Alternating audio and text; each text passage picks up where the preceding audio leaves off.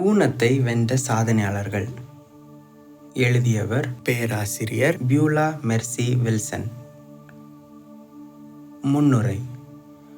ஊனத்தை வென்ற சாதனையாளர்கள் என்ற எனது 2வது நூலை வெளியிட உதவிய இரட்சகர் இயேசு கிறிஸ்துவுக்கு என் உள்ளத்தின் ஆழத்திலிருந்து நன்றிகளை ஏறெடுக்கின்றேன். பல ஆண்டுகள் மகளிர் கிறிஸ்தவ கல்லூரியில் கமிட்டி ஃபார் த டிசேபிள்ட் இன் உறுப்பினராக இருந்தது. கல்லூரியில் படிக்கும் பார்வையற்ற மாணவிகளுக்காக பாடக்குறிப்புகளையும் ஒலி நாடாக்களையும் தயாரித்தது. குமரி திருமண்டில மாத இதழான தேசோபகாரியின் ஊனமுற்றோர் சிறப்பிதழில் ஊனத்தை வென்ற சாதனையாளர்களை பற்றி எழுதியது அனைத்தும் என்னுள்ளில் பெரும் தாக்கத்தை ஏற்படுத்தியிருந்தன. கழுத்துக்கு கீழுள்ள உறுப்புகள் அனைத்தும் செயலற்றும் உலக அளவில் பல்வேறு துறைகளில் சாதனை செய்தவர்களின் வாழ்க்கை வரலாறுகளை படித்தபோது ஆச்சரியப்பட்டேன். அன்றாடம் வகுப்பறையில் ஆசிரியர் நடத்தும் ஒரு சிறு தேர்வினின்றும் வீட்டு பாடத்தினின்றும் தப்புவதற்காக சிறு தலைவலியையும் உடல் களைப்பையும் பெரிதாக்கி காரணம் காட்டும் மாணவர்கள் பலரையும் அவர்களுடன் ஒப்பிட்டு நோக்கினேன். எதற்கெடுத்தாலும் வாழ்வில் உள்ள சிறு குறைபாடுகளையும் நோய்களையும் சுட்டிக்காட்டும் இளைய சமுதாயத்தினருக்கு விழிப்புணர்வு ஊட்டும் நோக்கிலேயே இந்நூலை எழுதியுள்ளேன். இந்நூலில் உள்ள அத்தனை மாற்றுத்திறன் படைத்தவர்களும் என் உள்ள ஆற்றலை பெருக்கிட உதவியவர்கள். ஒரு வழி அடையும் போது ஆண்டவரின் துணையோடு அவர்கள் தெரிந்தெடுத்த மாற்றுத்திறன்களும் பாதைகளும் வாசகர்களுக்கு நிச்சயம் நம்பிக்கையும் புது பலனையும் ஊட்டும். ஒவ்வொருவரும் வாழ்வில் எழுந்து பிரகாசிக்கவும் மலையின் மேல் உள்ள பட்டணங்களைப் போல ஒளிவிடவும் உதவும் என்ற மேலான நம்பிக்கை எனக்கு உண்டு. இந்நூலில் உள்ள பாத்திரங்களில் Joni Eareckson, Stephen Hawking, doctor Mary Varghese ஆகியோரது வாழ்க்கை வரலாறுகளை படித்தபோது கண்ணீர் சிந்தியிருக்கின்றேன். இந்நூலை எழுதும்போது பிளைண்ட் கரேஜ் என்ற நூலையும் ஆலோசனையும் வழங்கிய என் அன்புக்குரிய எங்கள் கல்லூரியின் ஆங்கில பேராசிரியை டாக்டர் ஆட்லின் ஜார்ஜ் அவர்களுக்கும் என் நன்றியை தெரிவித்துக் கொள்கின்றேன். குறுகிய காலத்தில் நேர்த்தியாக அச்சிட்டுதவிய நாஞ்சில் ஆப்செட் பிரிண்டர்ஸ் உரிமையாளருக்கும் என் நன்றி உரித்ததாகட்டும். அத்தியாயம் 1. ஊனங்கள் பலவிதம். நாம் வாழும் உலகில் உடல் ஊனமுற்று வாழ்வில் பல இன்னல்களையும் இடர்பாடுகளையும் அடைந்து துயரத்தில் வாழும் மக்கள் பலரை காண்கின்றோம். ஒரே குடும்பத்திலேயே பலர் ஊனமுற்றவர்களாக பிறத்தலும் உண்டு. இப்படிப்பட்டவர்களை காணும்போது இவர்கள் ஏதோ கொடிய பாவம் செய்தவர்கள் என்று மனதில் எண்ணுபவர்களும் உண்டு. இயேசு கிறிஸ்து வாழ்ந்த காலத்தில் இயேசு கிறிஸ்து வாழ்ந்த காலத்திலும் இப்படிப்பட்ட எண்ணங்கள் உடையவர்கள் வாழ்ந்தார்கள். ஒரு முறை இயேசுவிடம் அவரது சீடர்கள் பிறவியிலேயே கண் பார்வை இழந்த ஒருவனை காண்பித்து, போதகரே, இவன் பார்வையற்றவனாக பிறந்தது யார் செய்த பாவம்? இவன் செய்த பாவமோ இவனை பெற்றவர்கள் செய்த பாவமோ என்று கேட்டார்கள். அதற்கு மறுமொழியாக இயேசு, இவன் செய்த பாவமும் அல்ல, இவனை பெற்றவர்கள் செய்த பாவமும் அல்ல, தேவனுடைய கிரியைகள் இவனிடத்தில் வெளிப்படும் பொருட்டு இப்படி பிறந்தான். யோவான் 9:1-3. எனவே தற்காலத்திலும் ஊனமுற்றவர்களை பாவம் செய்தவர்கள் என்று ஒதுக்கி தள்ளுதல் கூடாது. அவர்களுக்கு உதவி செய்தால் நீதிமான்களின் உயிர்த்தெழுதலில் பங்கு கிடைக்கும் என்று இயேசு கூறியுள்ளார். லூக்கா 14:14. இயேசு ஊனமுற்றோரை குணமாக்குதல். இயேசு கிறிஸ்து இவ்வுலகில் வாழ்ந்த காலத்தில் உடல் ஊனமுற்ற ஏராளம் பேரை குணமாக்கியுள்ளார். 38 வருடங்களாக பெதஸ்தா குளக்கரையோரம் முடக்குவாதத்தால் கிடந்தவன், 4 பேரால் தூக்கி வரப்பட்ட திமிர்வாதக்காரன், 18 வருடங்களாக நிமிர்ந்து நடக்க முடியாதவள், பிறவியிலேயே பார்வையற்ற பர்த்திமேயு என பல ஊனமுற்றவர்கள் இயேசுவால் மறுவாழ்வு பெற்றனர். இன்றும் அப்பணியை தொடர்ந்து நடத்த வேண்டும். ஊனங்கள் பலவிதம். கண் பார்வையின்மை, காது கேளாமை, பேச முடியாமை, மனத்தெளிவின்மை, கை கால் செயல் இழத்தல், உடல் நரம்புகள் செயலற்று போதல் என பல்வகை ஊனங்கள் மக்களுக்கு இருக்கின்றன.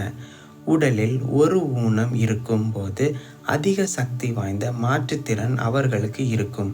அதை கண்டுபிடித்து அம்மக்களிடம் அன்பு செலுத்தி ஆதரவு அளித்து அவர்களது தாளந்துகளை ஊக்குவிக்கும் போது ஊனமுற்றவர்கள் பெரிய சாதனையாளர்களாக திகழ்கின்றனர் என்பதை இந்நூல் விளக்கி காட்டுகின்றது.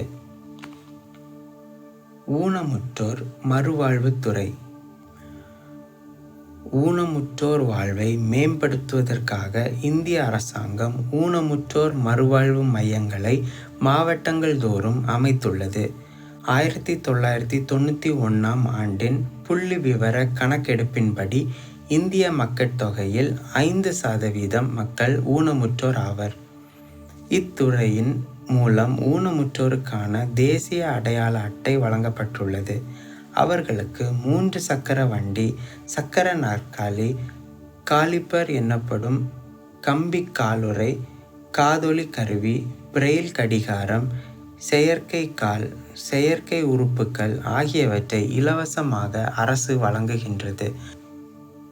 மேலும் இலவச பயிற்சிகள், முடநீக்கு அறுவை சிகிச்சைகள், பேருந்து பயண சலுகைகள், வங்கி கடன் வசதிகள் ஆகியவற்றை அவர்கள் ஊனமுற்றோர் மறுவாழ்வு அலுவலகம் மூலம் பெற முடியும். ஊனமுற்றோரை ஆதரித்தல். நாம் வாழும் சமுதாயத்தில் உள்ள ஊனமுற்றோரை ஆதரிக்க வேண்டியது நம் கடமையாகும். இவ்வுலகின் இன்றைய அவசர தேவை மனிதநேயம் கொண்ட மனிதர்கள்தான். எசேக்கியேல் தீர்க்கர் 33 நீங்கள் பலவீனமானவைகளை பலப்படுத்தாமலும் நசல் கொண்டவைகளை குணமாக்காமலும் எலும்பு முறிந்தவைகளை திருப்பி கொண்டு வராமலும் காணாமற் போனவைகளை தேடாமலும் போய் பலாத்காரமும் கடூரமுமாய் அவைகளை ஆண்டீர்கள் என்று கூறியுள்ளார். ஊனமுற்றோர் உலக சாதனையாளர்கள். உடல் ஊனமுற்றவர்களை ஆதரித்து ஊக்கப்படுத்தும் போது அவர்களில் பலர் உலக அளவில் பல சாதனைகள் புரிந்துள்ளனர். போலியோவால் பாதிக்கப்பட்டும் உருளும் நாற்காலியில் உட்கார்ந்து கொண்டே உலகை ஆட்டி படைத்தவர் அமெரிக்காவின் முன்னாள் அதிபர் ரூஸ்வெல்ட். இந்தோனேஷியாவின் முன்னாள் அதிபர் அப்துல் லகாப் பார்வையற்றவரே. இரவை பகலாக்கும் ராட்சத மின் விளக்குகளையும் மின்சார மருத்துவ உபகரணங்களையும் கண்டுபிடித்த தாமஸ் ஆல்வா எடிசன் காது கேளாதவர் ஆவார்.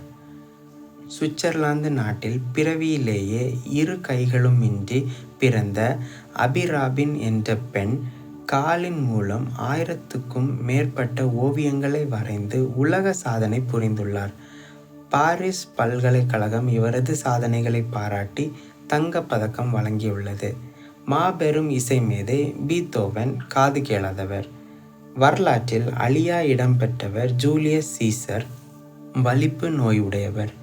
பாரடைஸ் லாஸ்ட், பாரடைஸ் ரீகெய்ன்ட் ஆகிய காலத்தால் அழியாத காவியங்களை இயற்றிய ஜான் மில்டன் பார்வையற்றவர்.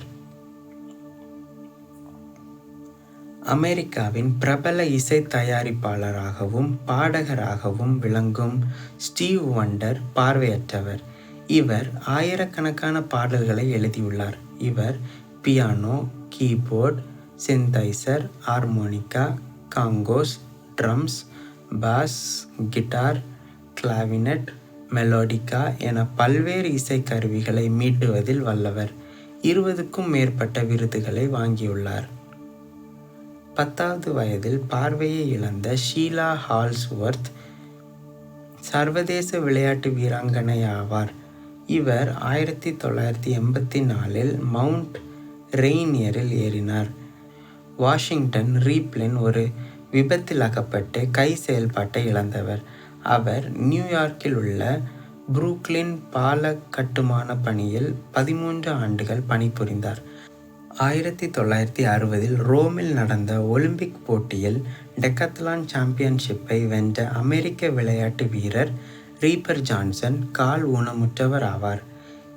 இவ்வாறு ஊனமுற்றோரின் உலக சாதனைகள் எண்ணிலடங்காதவை ஆகும்.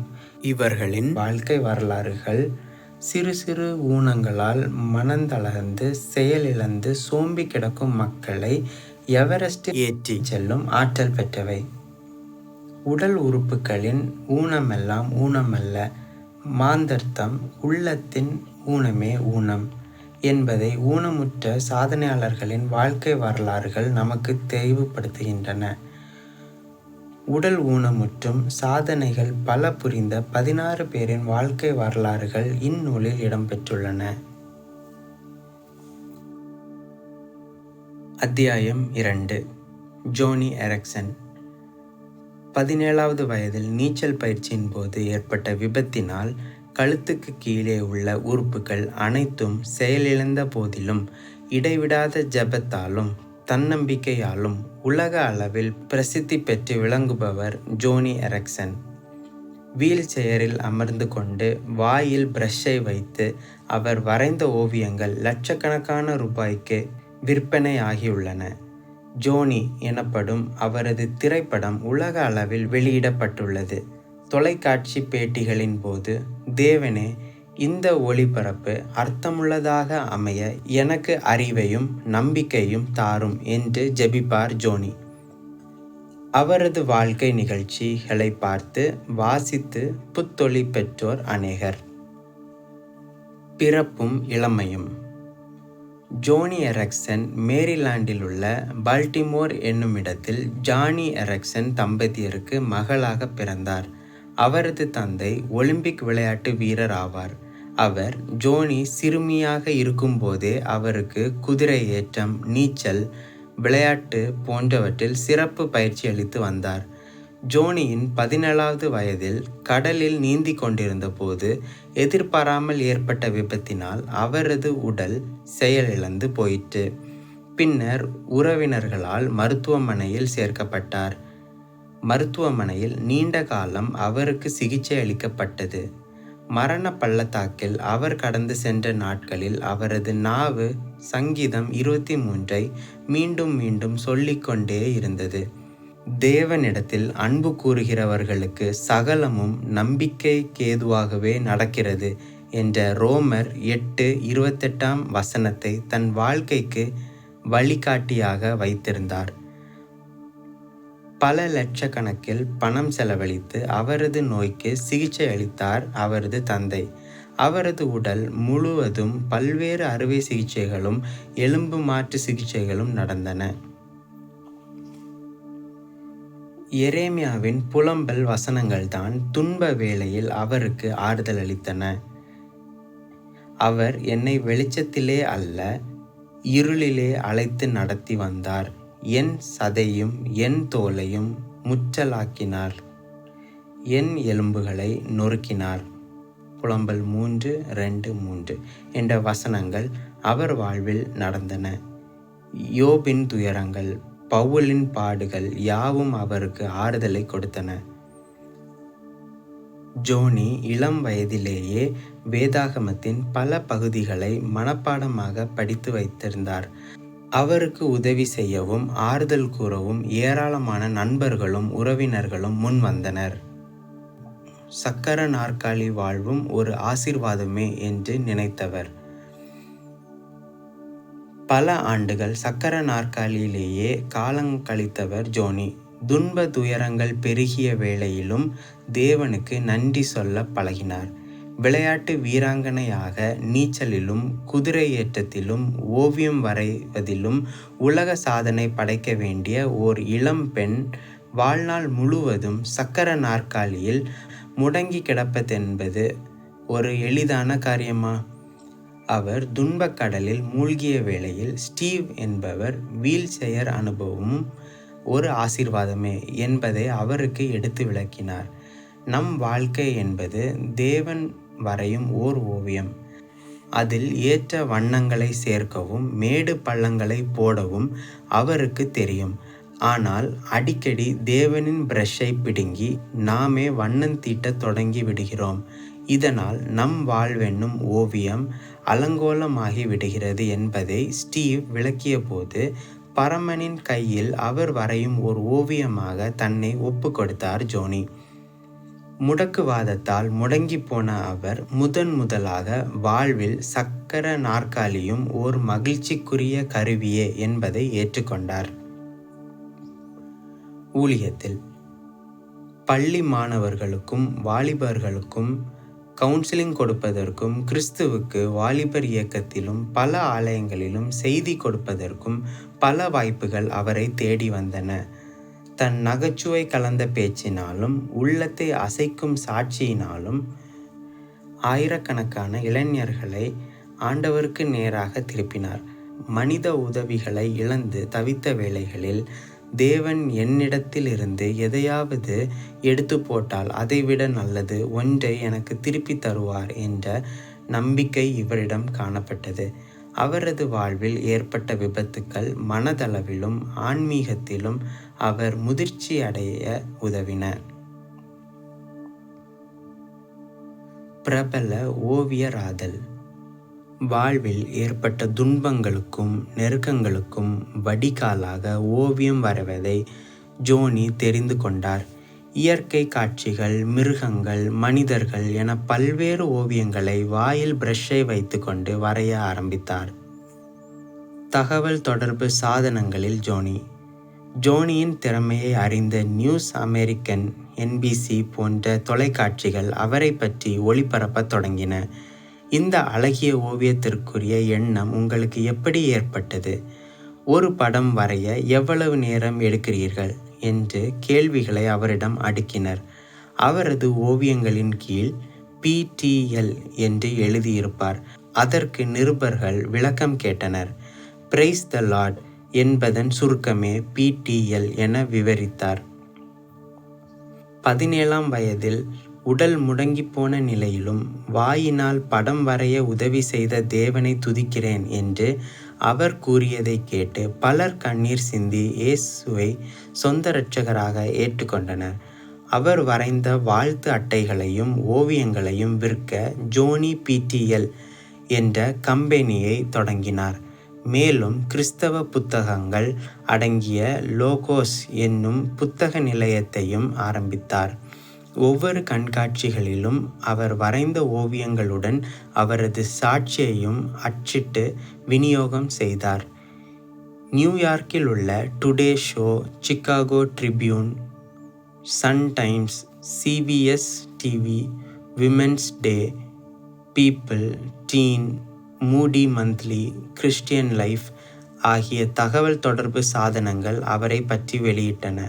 ஆயிரக்கணக்கான நேயர்களிடமிருந்து அவருக்கு பாராட்டு கடிதங்கள் வந்து குவிந்தன. 1975ஆம் ஆண்டு கான்சாஸ் நகரில் கிறிஸ்துவுக்கு வாலிபர் இயக்கத்தின் சார்பில் 2000 மாணவர்கள் கலந்து கொண்ட கூட்டத்தில் இவர் வீல் சேரில் இருந்து கொண்டே செய்தியளித்தார். தொடர்ந்து வாயினால் வரையும் தன் ஓவியங்களின் மூலம் தேவ நாமத்தை மகிமைப்படுத்தி வருகிறார் ஜோனி எரிக்சன். உடலில் எல்லா உறுப்புகளும் நன்கு இயங்கும் நிலையிலும் தேவன் கொடுத்த தாளந்துகளையும் திறமைகளையும் சரிவர பயன்படுத்தாமல் இருப்பவர்களுக்கு ஜோனி எரிக்சனின் வாழ்வு ஒரு திருப்புமுனையாக அமையட்டும்.